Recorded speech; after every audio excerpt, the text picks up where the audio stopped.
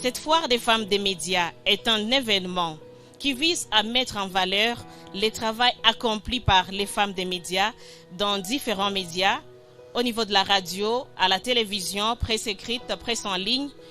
Et comme vous le savez, la Journée internationale de la femme de cette édition 2022 s'inscrit dans la réalisation des objectifs de développement durable, notamment les points 1 sur la pauvreté et les points 10 sur la réduction des inégalités et les points 13 sur la lutte contre les changements climatiques.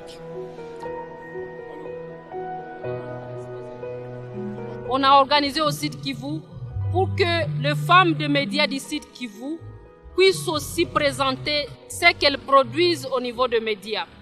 En plus, valoriser l'autonomisation de la femme de médias, la valeur de la femme de médias dans le cadre de la liberté de presse. Les femmes de médias ont présenté ce qu'elles font au niveau de leurs médias et c'était vraiment génial.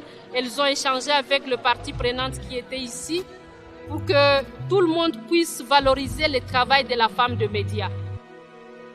La Suisse est convaincue aussi que l'approche genre dans les contenus médiatiques est importante et peut jouer un rôle primordial.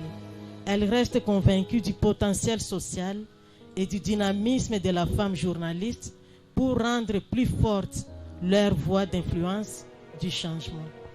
Excellence, Monsieur le ministre, nous voulions savoir si ce sont nous les femmes qui vendons ces boissons dans les bouteilles plastiques. Nous avons rassemblé 16 sacs de mauvaises herbes et des immondices. Aujourd'hui, j'ai eu à participer à ces échanges et j'ai raconté que les thèmes développés étaient très intéressants. Surtout les thèmes dans le cadre de l'assainissement qui rentrent dans mon ministère, le ministère de l'Environnement. C'était vraiment très intéressant pour moi. Voilà pourquoi même j'ai eu à les exhorter à mettre en application, à les exhorter à capitaliser l'opération lancée récemment par le gouvernement provincial que nous appelons opération Toussafi chez Mouji, qui va nous aider, nous tous, à rendre salubre notre ville de Bukavu et toute la province en général.